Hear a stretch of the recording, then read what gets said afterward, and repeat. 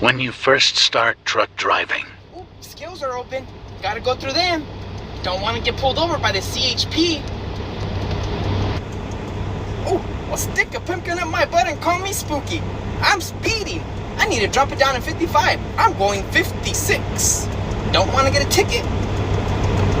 1 year into truck I driving. used to be scared to go around the scales. I grew some hair in my balls. Fuck the scales.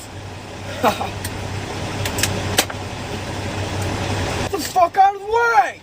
God damn it! Can't you say I got places to be?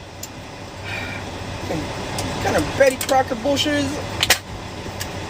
Man, making my blood pressure go up.